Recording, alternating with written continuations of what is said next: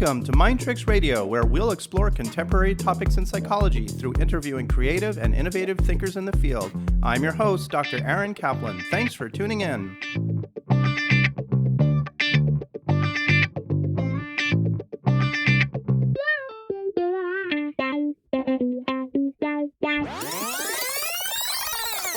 We're here today with Dr. Jeff Stern, child psychologist in Honolulu, Hawaii. Jeff is here to talk about child raising and education and all sorts of complicated and sometimes controversial issues having to do with the subject. Jeff, welcome to the show. Thanks, Aaron. Really happy to be here. Yeah, and you and I have known each other for quite a long time, I should say. You're another guest I'm having on the show that I have a long history with. Yes, besides being at your wedding, which is quite an honor. Oh, yes. And saying the blessing over the wine, if you recall. I do recall. We go back to early grad school days. And I'm remembering our time studying for the comprehensive exams. That was, about 3 or 4 years ago? 3 or 4 times 10? Yeah. Well, not that many. Yeah. Do you remember that? That was boy, was that stressful. It was. We had to kind of use time management skills and pace ourselves effectively. And nevertheless, I think it was a real marathon. Yeah, and you were commenting that even our approach to the way that we took that test and the stresses and pressures we put on ourselves sort of reminds you of this topic that we're discussing today. That's right. It's very much reminiscent of cramming for some big event because I didn't manage my time well or because I underestimated the amount of time it would take, which I think are skills that are really valuable that maybe not a lot of kids are learning independently in today's day and age. Yeah, and on top of that, just the pressure to succeed and perform. I mean, it's just really...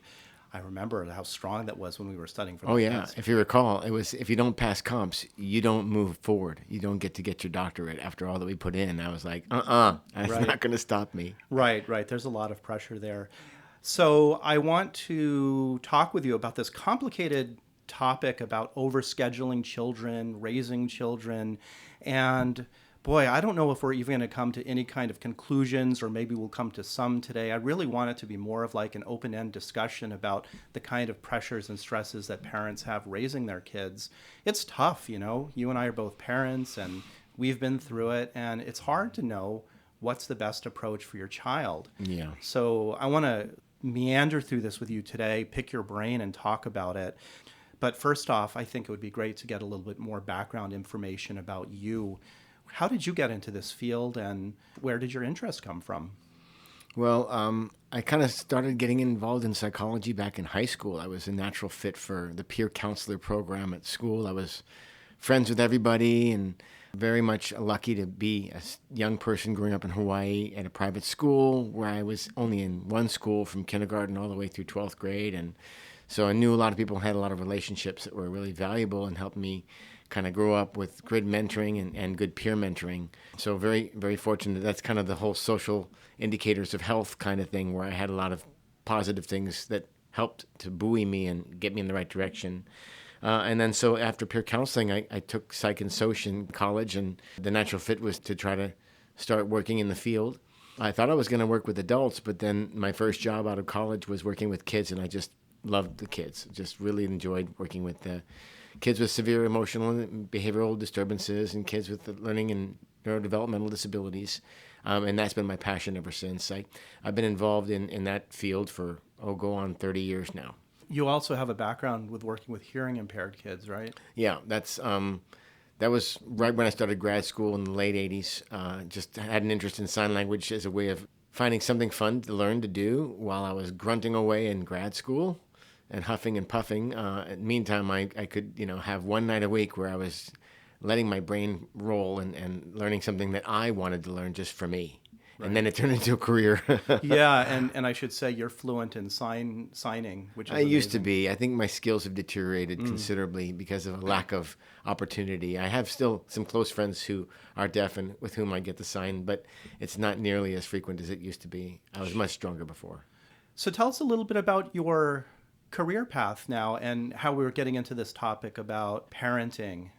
Well, I've always kind of been involved with working with kids, and so you can't do work with kids without doing work with parents. If you try and you're doing it in a vacuum, you're really not engaging in either ethical or best practices for sure, because kids are not just individuals happening and growing and developing in a vacuum. So the different environments and require somewhat of a systems perspective at times, and shifting into kind of being able to analyze what you're seeing people doing in terms of their parenting, their specific behaviors, the things that they react to that they don't even realize that they're reacting to in ways that are not constructive. Right. So that's one big difference with working with children is the families are almost always involved at some level, Yeah. both in the treatment and also assessing what the problems are and how everybody fits into the picture. Yeah, and because each person has their own issues and their own baggage that they're coming into these relationships with, it's very hard to allow for those things not to be the issue, but instead to be able to put and hold those issues in abatement for the time being while we focus on the child and what's going on for the child. And that's really hard for most people because they can't separate their stuff from what's going on with their kids. Well, let's start with this concept of the overscheduled child. Basically, like when we see child raising and child rearing and education, where does this concept of overscheduling fit in? Well, I first should share that in a diverse world, there's incredible variation. It isn't like this in other countries. I guess UNICEF says that I think maybe 17% of kids are still engaged in labor. Young children in agrarian societies or societies that are not westernized. I mean, there's that. There's the whole social determinants piece. Where you grew up and what color your skin is and where you come from demographic will predict a lot about whether you have access to the meritocracy or the opportunities to be able to have self-determination or what Maslow called in the hierarchy of needs, self-actualization. And so self-actualization is a reality for those who have the means to make it happen. And meritocracy in traditional Western and American society is the vehicle for achieving that, which is this idea that those who do best in school and get the best grades and have the best opportunities then go on to give those same opportunities or better to their children. And the money that funds these opportunities stays within the family and continues to build wealth. Okay, so a couple of important things going on here. So when we're talking about overscheduling, for one, we have to be clear that we're probably talking about middle United States American educational system and parenting, because obviously a lot of people in a lot of different parts of the world may have other value systems or less opportunities. Correct. Let's just stay within that frame then. Keep that lens on. Keep that lens on. What does this concept of overscheduling look like? Okay, the typical overscheduled kid, I'll give you my case example. Child is a 6-year-old female in first grade at a private school, and she is in 6 or 7 additional extracurricular activities. Tennis, Mandarin, Japanese also, robotics, piano, violin, swimming, and then some sort of advanced art class as well. And so every single day is scheduled around all the opportunities that the parents have been able to and want to afford to give to the child. Always well-meaning, but often without regard for what I would call the foundational cognitive skills of sustained attention and relationships, social relationship building and time management training and the ability to approach problems in a systematic way or to be able to be thoughtful and mindful and developing kind of the infrastructure skills we want our kids to have, that takes a backseat to skills building in the absence of social and all these other factors that are important in terms of what helps a child to achieve. It's not just skills, but parents I think are stuck in the trap of overscheduling their children to give them skills. So you mentioned that it's well-intentioned, first of all. Like all parents want the best for their kids, and what they're choosing to do with their children, enroll them in different kinds of activities, give them skills, they have a reason why they're doing it that's well-intentioned. What and is it culturally consistent. I think I Okay. want to kind of share that point because in Asian, and not all, but in some Asian families, there's a strong need for the child to succeed academically. And so all those successes, it's much more about the fact that it reflects on the family and that the success of the individual is irrelevant. It's how the family looks and its standing that is predicated on the performance of their children academically and in any area that's involving competition. So there's a part of this that the child is a representative of the family and has some relation to the family to succeed and do well, to And bring honor. bring honor. Okay. Oh, yeah. And that what you said academically. Yeah, there's variation there culturally, and there's individual differences too. I found that in my experiences, certain ethnic groups are much less about that, and they just want the child to do what they want, what the child wants to do, and they are much more followers, and they don't overschedule their kids. If anything, they may be more on the neglectful side or appear so to others, because they're really trying to let the child be magical, so to speak, and self-determining. Yeah. So we'll get to that too. I want to talk about that end of the spectrum as well. I'm glad you bring that up. So the academics is important. So why enroll a child in violin, piano, Mandarin, Spanish, advanced 3D imaging, ancient Japanese pottery? What are the reasons for all these other extracurricular things that have to take up the kids' time? I think it's multiple. Like you mentioned in the very beginning of the show, there's a lot of factors that contribute to it. Now, we can talk about social factors, which is, like I mentioned, how they look among their friends in society, among as a family, bringing honor to their family and socially.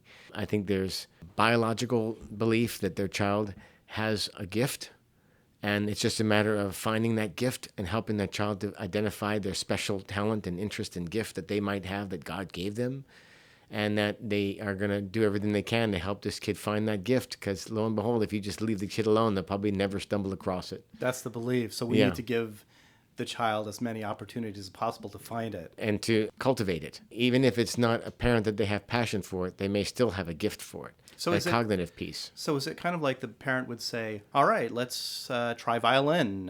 Okay, violin doesn't seem like the gift, so let's move on to piano. That doesn't seem like the gift. Let's move on to cello. Let's move on to saxophone. Let's move on to this, that. Right. I think most parents are trying to look for signs, and if they see their little 6-month-old in the crib singing and humming, and they think, wow, he's got perfect pitch. And next thing you know, they're trying to identify, given the child's strengths and weaknesses, maybe they seem to be very dexterous with their fingers. Well, let's put them in instruments that involve fingering and playing like a violin. So, Jeff, are they looking for the prodigy? I don't know. Are parents looking for, let's figure out what makes my child a prodigy so that they can grow up and be a superstar? You think that's part of the motivation? I think there's a nature-nurture piece to it. It reminds me of the film I recently saw, Rocket Man. Was that the film? It was based upon the life of Sir Elton John, right?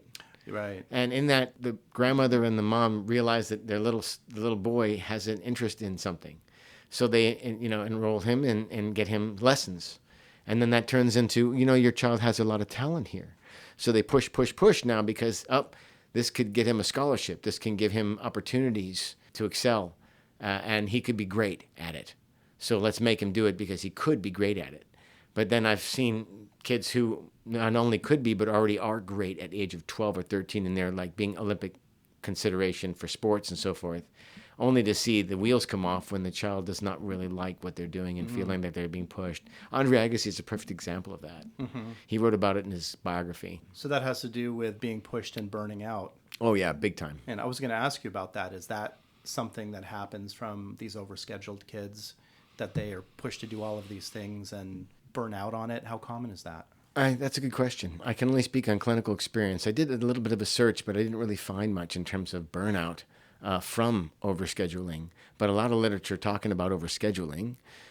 So you're asking a question that I don't have empirical evidence to support an answer to. So your clinical My experience. clinical opinion is that I'd say a lot depends on the nature-nurture thing, and that certain kids, it's a good combination, and the nature and the nurture work together to create synergy, and then that kid, becomes an expert in something and maybe follows it their whole life. But I think even in that situation, there has to come a point, sometimes it's longer than a year, sometimes it's just a day, when that individual makes a decision that they really do have a passion for this, they really do want to see this forward and keep going. That's the child coming up with that decision. And at some point, the challenge then, and the reason why we see burnout is because the child doesn't feel that decision is in their hands. That decision is in parents' hands. And if the parent is deciding for the child, that's going to create sense of disdain and burnout. So I could see two ways that an overzealous parent might go with this.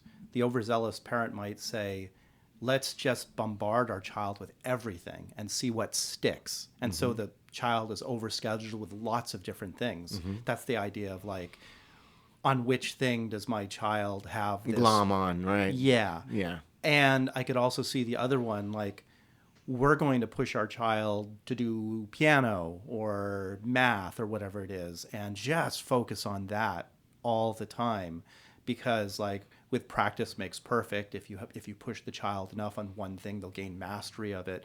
Either way, it's just a lot coming at the child that might not be so much the child's decision. Do you get the sense like either way is better or worse for the child's development or mental health or emotional development? Well, a good question. I think that parents who are directing their child's future that way and extremely zealous and trying to find out what sticks and giving them all these opportunities, invariably, no matter which way you go at that, if the outcome is the same, which is that we found something that my child likes and we're going to force them to do it against their will potentially, or we're going to see, how far this takes us as a family, not just him or her, then you're going to see problems. And that ties into this loss of a sense of no autonomy, no control over what I'm going to do, and being told, everything is being told to me. Now, this generation, they're used to being easy access to things and being told things. But I see a lot of parents kind of moving against that to try to make it a little bit more of a nature-nurture blend where they see what the child's interested in before throwing a whole bunch of things at the child to see what sticks.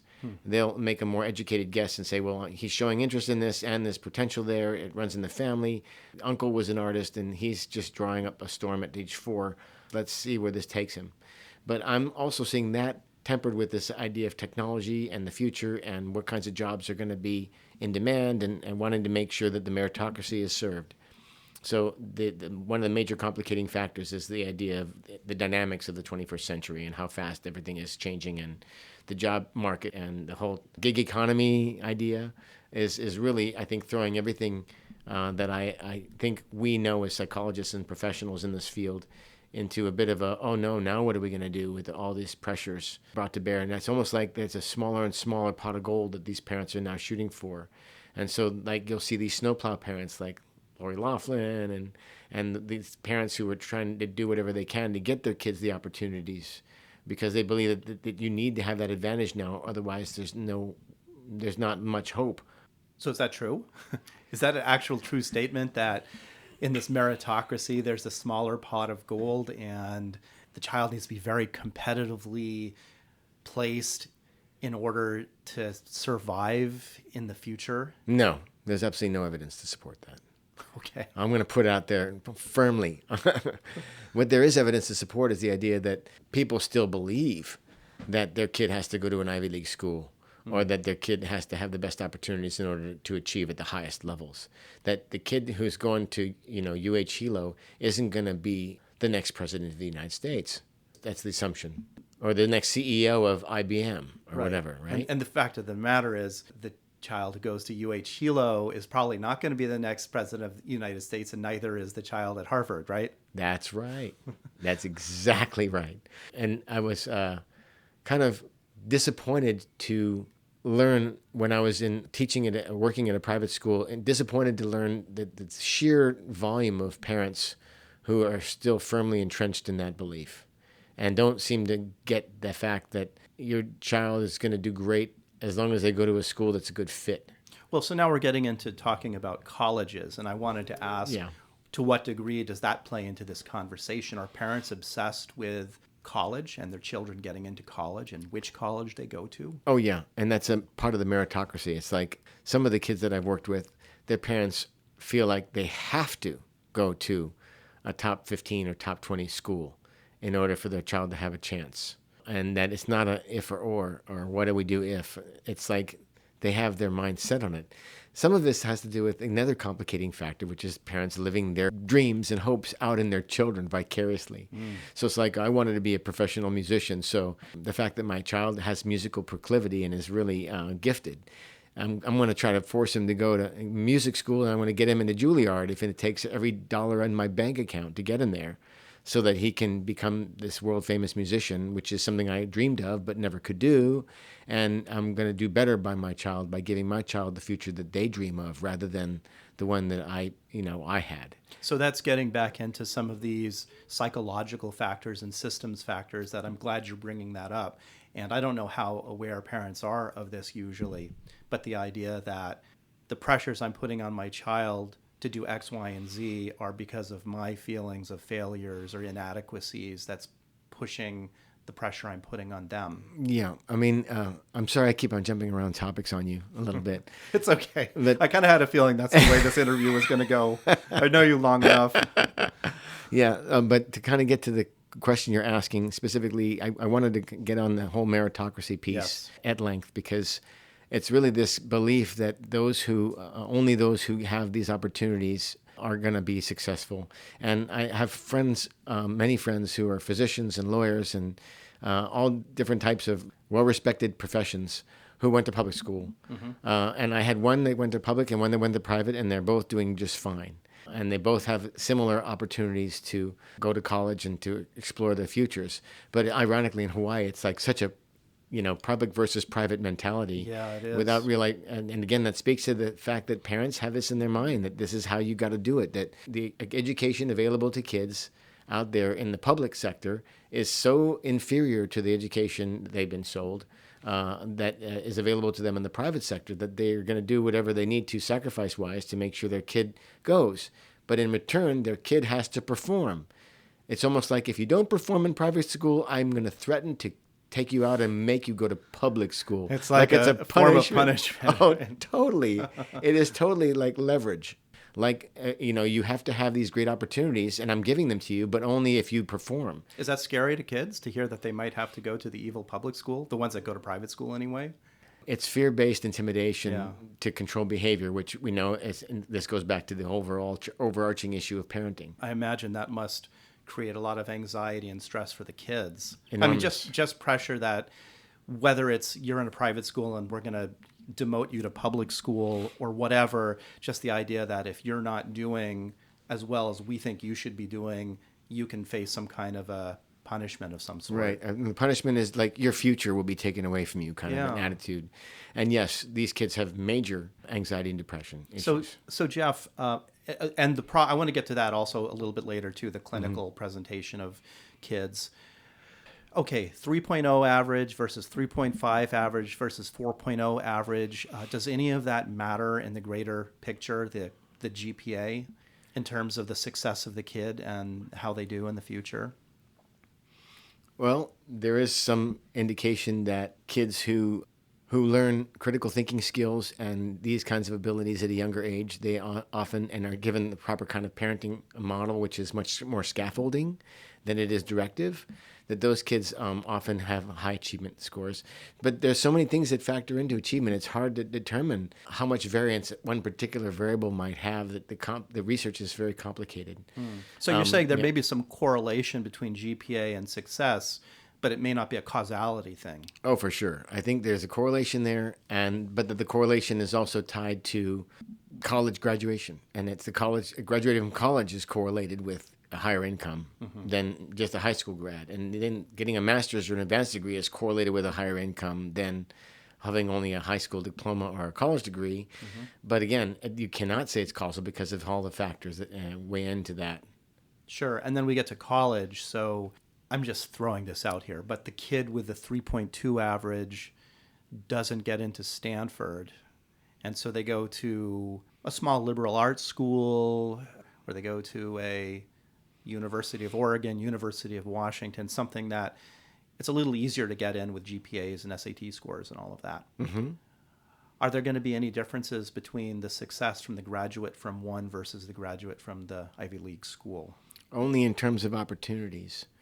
So sometimes there's such a strong alumni movement or support system that comes out of a specific school, let's say USC, that provides the advantage, that gets a young person a foot in the door. So it's the affiliation. Oh, yeah. It's the relationships that you forge in those institutions. You can go to a really small school that has a really influential professor who's like, done a lot of research or is engaged in the community in special ways, and you become close with that professor and have a relationship, that can turn into something, even if you're not a particularly strong academic student, but have really good social skills and very something that's the X factor for this particular person who feels that there can be, well, for lack of better concepts, money in it.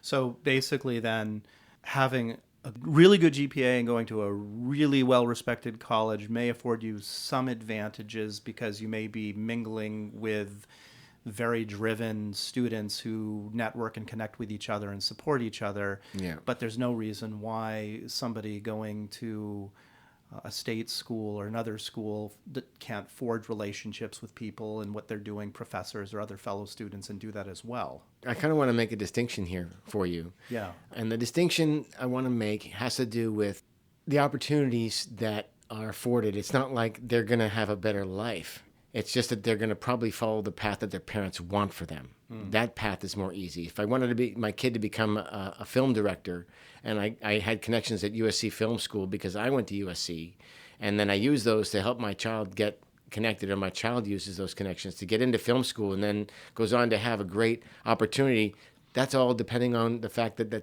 child has to want to go to film school. What if all this is happening and the child does not really want to do that, but doesn't know what they want and figures this is the low-hanging fruit, dad and mom are pushing it and they're asking me and they think I have potential in it. They're my parents, they know, and I don't want to go against my parents, and I don't even know what I want to do right now. I just assume just do whatever. So this is as good as anything. I'm not at 23, I don't know what I want. So that's actually the most common thing, is that they have these advantages, but they're really advantages in the parents' eyes. In their eyes, in the kids' eyes, they really aren't sure what to make of it, except that they have a great opportunity. But what if there's pressure? What if they don't want to do this? And they're doing it because they're fulfilling their parents' wants and needs and not their own. I see. But they don't know what their own are, so it's complicated. I think that's a very important distinction to make, so thank you for that. I wanted to talk a little bit about this other end of the spectrum, which I think is really fascinating. And I've done some research about this, looking into it. It's just interesting stuff how some parents, I don't know if it's a backlash to the overparenting, overscheduling, or if it's just naturally some parents are like this. But it's this other end of not putting pressure on my child at all, not requiring any extracurricular activities. I've heard of this unschooling movement where some parents are not even putting their kids in school. They're just offering them opportunities to explore the world around them, maybe providing things at home for them to do. And of course, homeschooling is somewhere in between there, where the child's at home, but the parents are providing the educational opportunities. Can you talk a little bit about this phenomenon of the other end of the spectrum of parenting? Like, do you see that in your practice, or have you come across that?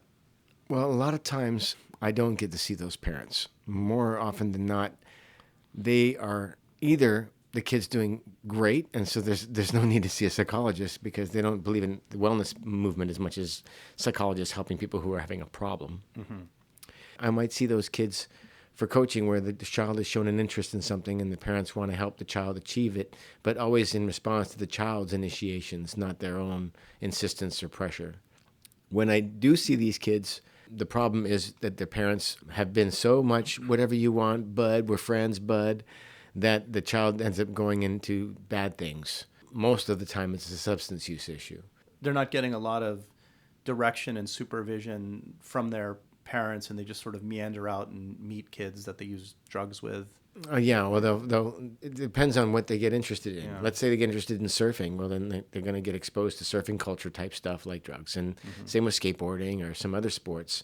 They might even get involved in academic pursuits that they really have passion for, but their parents just aren't engaged in it. So because the parents aren't engaged in it, they're just kind of on their own to do whatever. And as much as that sounds like it'd be a good fit for Western culture and the idea of individualism, and each child is out there to try to find their true self and identity and what they're going to be good at and pursue their purpose in life, very Western, by the way, and kind of a white Anglo-Saxon Protestant kind of mindset, in my opinion. When we don't give them that kind of guidance, it's going to be a free form and potentially free for all. One of the major researchers back in the 20th century, and this is Vygotsky and his idea of this zone of proximal development, that the idea is to try to promote in kids in the areas above what they can do independently.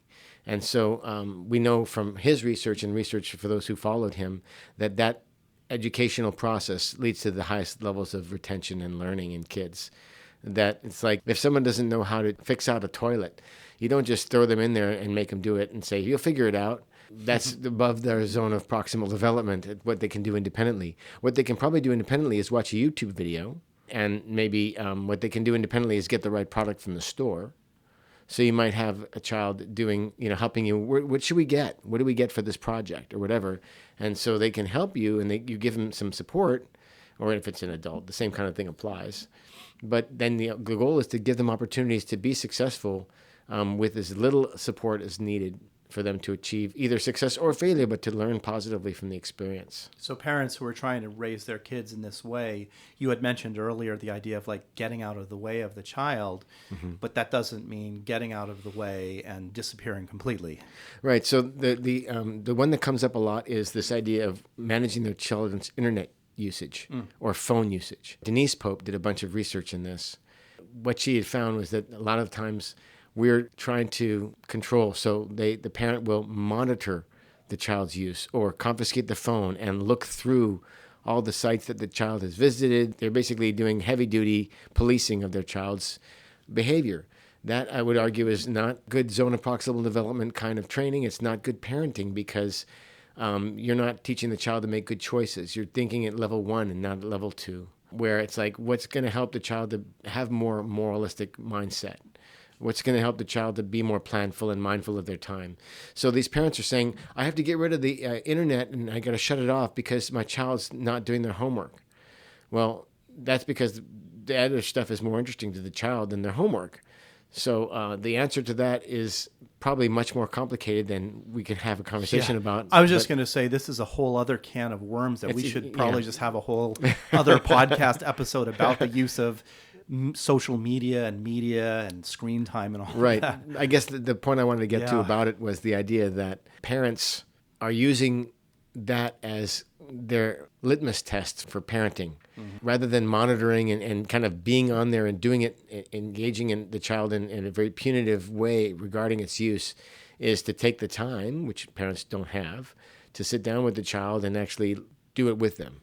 Go online and show them stuff and help them to learn how to do appropriate searches. And basically, that's scaffolding. That's the stuff that they can't do independently, but that you show them how, and then kind of give them a little bit more room to try to grow and learn about it in a way that's non-judgmental, but not in a way that's controlling. I see. Yeah. So we've got this spectrum then. We've got these over-scheduled kids that are being prepped to participate in this meritocracy, as you described it.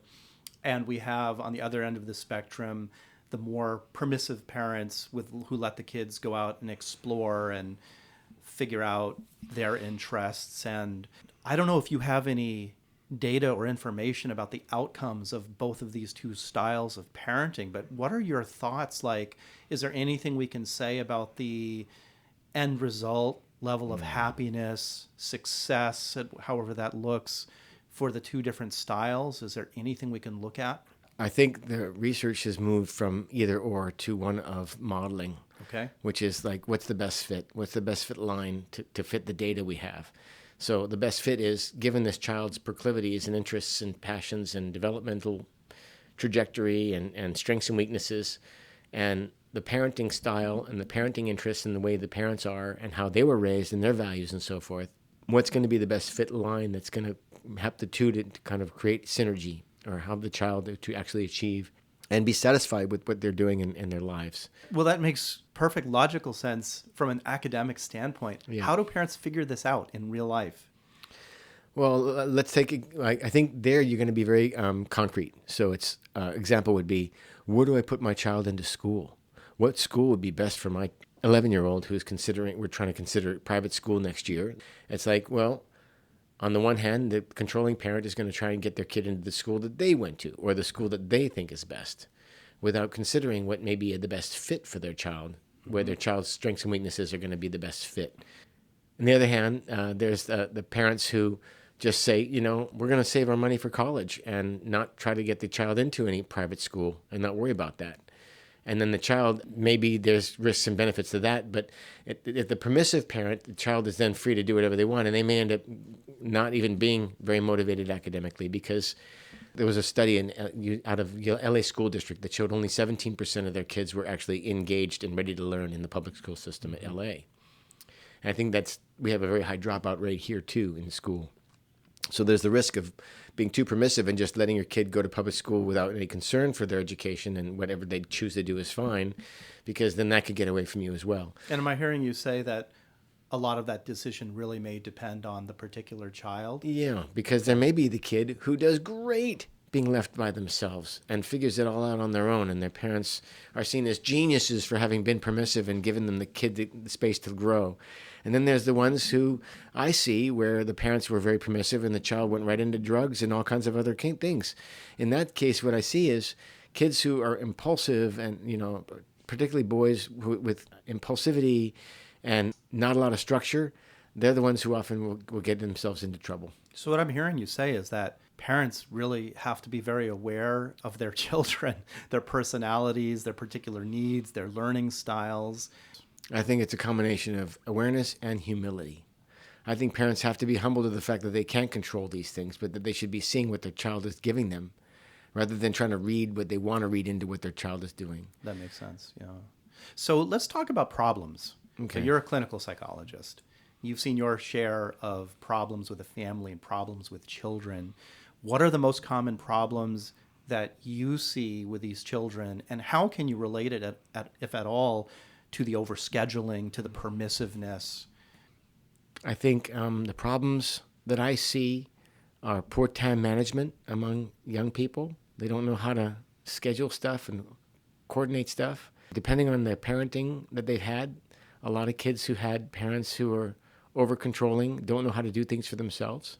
They have to be handheld through a lot of stuff, like applying for grad school. They couldn't do it on their own. They need mom or dad to make the spreadsheet for them and to help them write and edit their personal statements and set up timelines and reminders on their phones for them to get this or that signed or get this or that application completed. So I see that as a big problem. These kids just don't know how to do all that stuff. They have a hard time doing things on their own because their parents have been so involved with doing them for them. Correct. Okay. We talk about those as kind of like the snowplow type parents. Mm-hmm. And the best thing that you can do, if that's you're worried that that's you, is to pull back big time on your parenting and begin to try to be more passive and responsive to the child. But Jeff, what if the child, you leave it up to them and they forget to turn in an assignment and they get an F? Then they get an F and they learn from it. You're hitting it right in the middle of the square of the head. That's exactly right. That's the fear. The parent is they're going to get an F and they're going to this and they're going to that. But then it's going to be the child's F, and the child has to learn that it's representing them, not their parents, or the parenting. It's like, yeah, that's a danger. There's a huge double edge to that sword, because the parents then feel badly that they let go, and now look what happened, doctor, you stupid doctor. Well, I'm also wondering if they get the F, is the child going to care? I wonder if the parents worry that the child's just not going to care, and so they're just going to get Fs. No, that's a total misunderstanding of the nature of the kids. That gives them very little credit for having their own sense of what they want to be able to do. No kid likes an F. No kid likes an F. The only way a kid possibly could like an F is if it gets the mom and dad off their back. If it's like, will you leave me alone if I fail this? Will you leave me alone? Okay, I failed it. Leave me alone. No, I joke. Right. No, I get it. If I had a nickel, I always use that line. If I had a nickel for every kid that I've seen who got an F and were super stressed out about it because they're going to now get a bad grade, or they start to hyperbolize the situation and start talking about how it's the sky is falling, basically, and they pull Chicken Little. It takes all kinds of interventions to get them to let go of this worry. And the best thing for it, it's anxiety. And the best thing for anxiety is exposing them to the things they're anxious about so that they become desensitized and they learn to have more control over the outcome by planning. Yeah, and one thing I'm hearing here, and tell me if I'm getting this correct, is the F isn't such a big deal in the greater scheme of things. But if the result of the F is the child wants to do better because he or she doesn't want the F, because he or she intrinsically wants to succeed in the things that are important, then that will be a learning opportunity. But if what the F represents is my parents are going to be disappointed in me, my teachers are going to be disappointed in me, I've done bad, I've let everybody down, we've got a potential problem here. Right, because it goes beyond the individual test to be a personification of who they are. I'm a failure. I'm a bad person. I'm a disappointment. Correct. Internalize those feelings about themselves. And Jeff, that's when I get them as adults. The ones that come into my office and they have these core feelings of shame, lack of competency, feeling like they're never good enough. They show perfectionistic traits because if they mess up at something, it's the end of the world for them. It reflects badly upon them as a person. So that's at the spectrum where I see them. Yeah, so when I catch them at the younger ages, and when this is starting to emerge early, it comes across as a lot of anxiety. And in this population in Hawaii, a lot of somatization, a lot of physical symptoms. These kids get a lot of headaches and a lot of stomach aches. They often have to be excused from class to go get Tylenol, or because the nurses are giving them Tylenol and giving them water to drink and making sure that you're just dehydrated, when the truth is it's more than just dehydration. They're fully stressed out because they're worrying that they're not going to do good enough. They're not going to perform well enough. Some parents in some cultures will punish a kid physically for not getting straight A's. And that's not good. No. Okay. So one of the first things that parents should look out for are the somatic complaints, headaches, stomach aches, things like that they may be underlying an anxiety problem that could be stemming from pressures for school. I imagine there's other pressures too that could be creating anxiety in a child, social stuff. A lot of that. Yeah. Well, don't forget the other half of this coin. I would call it a whole coin. The other half of the coin has to do with when you're focusing so much on kids being scheduled and doing stuff that you forget to teach them the foundational stuff, like how to manage their money and what financial literacy is, how to be planful and organized and systematic in problem solving and critical thinking skills and thinking slow, to use Kahneman's comment again, instead of thinking fast. And being a parent, another suggestion would be that parents work on themselves, trying to do more critical thinking, thinking slow, thinking how will this affect my child's future, and it's their future, not mine, and being humble about that recognition, that how grateful they are to be in a position that they can give their child the support. So if you're that grateful, why don't you think deeply about what would be best for the child, not what's best for you. And I imagine that sometimes what's best for the child isn't necessarily shooting to be the president of the United States, the CEO of the next Fortune 500 company, or starting up a startup company in Silicon Valley that's going to have an IPO and make the person millions and millions of dollars. Yeah. To their credit, educational leaders are trying hard to keep and make the educational opportunities more engaging and more interesting to kids so they don't get bored. So they have an easier time of finding what they want to do. But we're competing against kids in math and science, for example. People often comment on how American kids are so far behind their Chinese and their Indian peers and kids from other countries that are doing, in fourth grade what our kids are doing in ninth grade. And somehow we're blowing it. But in Western American culture, pushing your kid that hard is more likely to cause damage than it is to result in your child becoming the next Nobel Prize winner. Well, I often hear and see this idea that parents are watching their kids very carefully to see when they're picking up certain skills. So like some people maybe in another country or at another school, or even comparing to friends' children, are, say, reading at a sixth grade level when they're in third grade, and my child is still maybe reading at a mid second grade level at third grade, and so my child is falling behind here. And this really doesn't bode well for his or her future. I see that more than anything. The thing I see most common, and since you asked the question clinically, is these kids whose parents are concerned that their kid is somehow got a learning disability or some sort of a cognitive disability or problem because they're not doing as well as they feel that their child's underachieving. And so rather than kind of chalk up the reasons for underachievement, including a non-engaging environment, or their teachers don't really have the chops, or that there are too many distractions going on in the home. They want to instead indict their child for not being motivated enough and not working hard enough, and then they'll indict the school for not doing a good job of educating their child. And they'll be insisting that the school will innovate and make changes, and they'll push. And the reality is it's not that big of a deal in the greater scheme of things. I guess in the moment it feels like it's everything because your quality of life is so heavily impacted by all that stuff on the day-to-day. But when you look at it in terms of a marathon, the fact that they'll finish the marathon is great, and they're going to have a huge success if you don't worry about how fast they finish it. Yeah. If you just let them finish it at their pace and not worry about what is supposed to be and what are the norms and how my child isn't. I mean, there's important reasons for early identification of real problems, but those should be really readily apparent. And it's the kids who have real problems often that get the real support, and that's helpful. But we cast such a wide net, and we get all these other parents who, because of meritocracy issues or because of their own cultural values and real push on their kids, that these are the ones who are saying, my kid's only getting 6 hours or 5 hours of sleep a night. He pushes himself so darn hard to get all his work done. It's like, well, yeah, but who is making him go to the school, and who's making him take Japanese school after school, and who's making him take Mandarin on Saturdays, and who's making him take, cutting into all his time and insisting that he be a world-class athlete as well.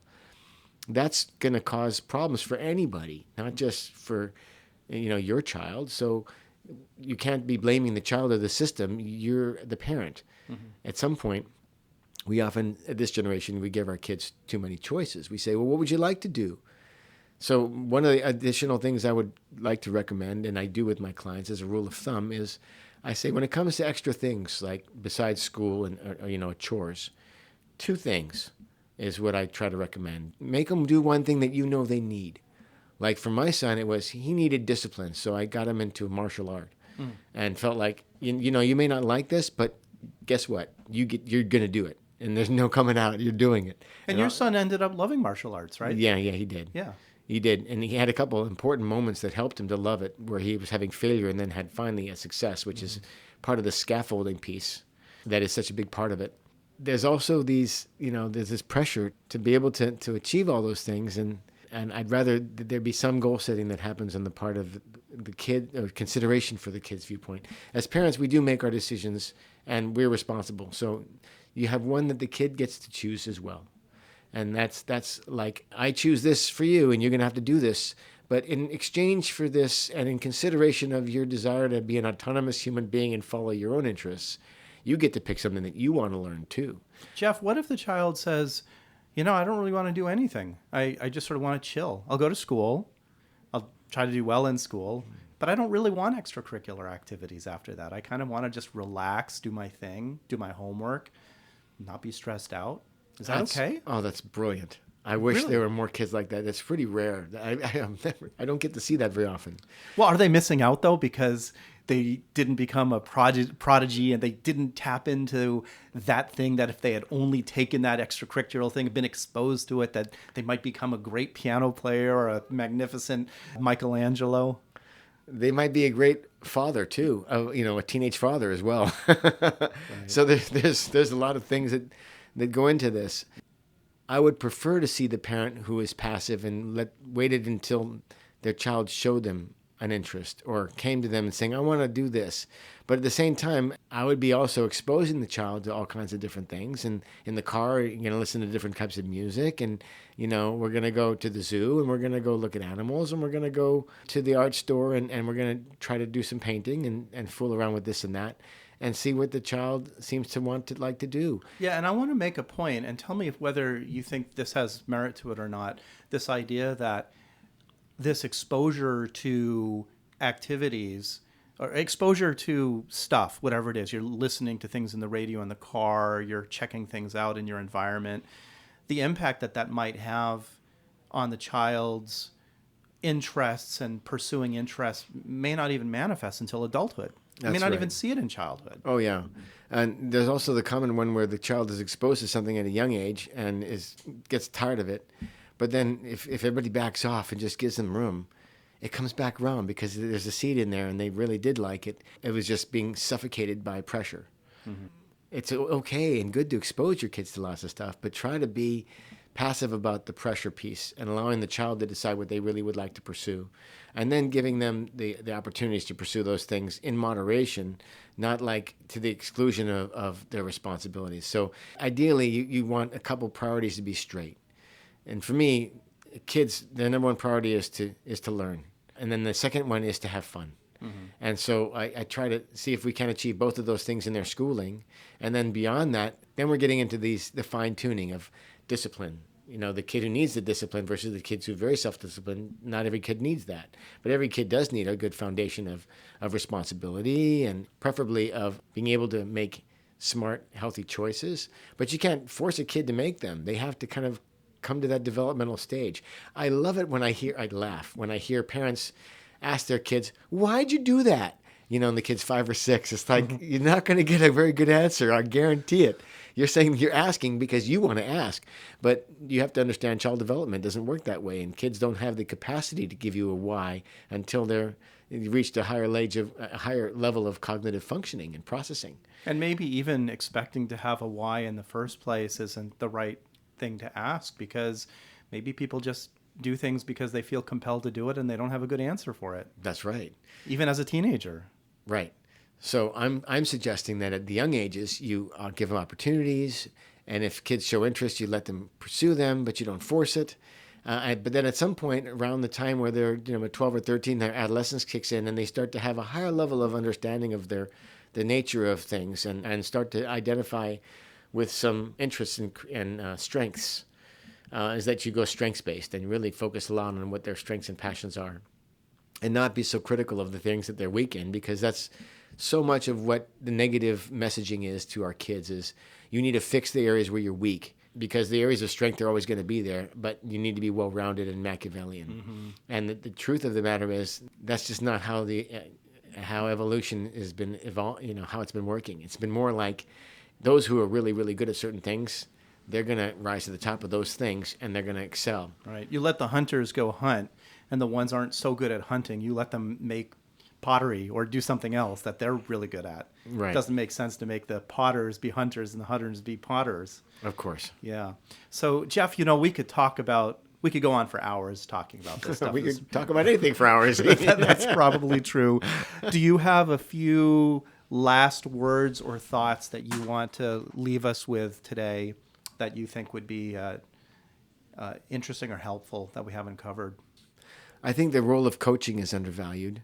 I'd like to see more parents do more coaching style of parenting, where they encourage, they give instruction, and then they just sit and like the classic local baseball coach for the little league team, just kind of watch your kid, and if they strike out, put your hand on the shoulder and say good try, and if they get a hit, and you say good job, but let the peers kind of support the developmental process. It's not all about you. A lot of times as kids get older, their peers and their friends are much more influential. You don't want to try to control their friendships, but what you can do is support them and making good choices and being a good friend and helping them to be kind to other people and have those values and those morals. So coaching is about sort of encouraging and supporting and less about directing. Correct. It's much less directive. It's much more responsive. A coach doesn't get out there and say, this is what you need to do. A coach waits and watches you and sees what you're doing and says, if you want to achieve these goals, these are some things you probably want to adjust or improve on. Based upon what I'm seeing, these are some things that you can do that will help you to achieve your goals. But it's based upon a child-centered or family-centered approach, right? Of what they're bringing. It's not like there's one size fits all and this is the answer. It's that every answer varies depending on the person and the time even. So that kid gets up to the bat, and the coach, if the coach was more of a directive kind of coach, would say, put your shoulder up, put your wrist down, get your head up. Right. But no, put it down a couple of inches. Turn a little bit to the left. Turn a little bit to the right. The kid's going to be stressing out at bat there. Oh, yeah. It's going to be hard to focus on actually hitting the ball. And more concentrating on whether their body's in the correct position rather than what they're trying to do. Jeff, thank you so much for coming on the show today. I still feel like there's so much for us to talk about, and I'm going to have you back on the show again. Dr. Jeff Stern, clinical psychologist and child psychologist in Honolulu, Hawaii. It's been great having you. Thanks. Take care.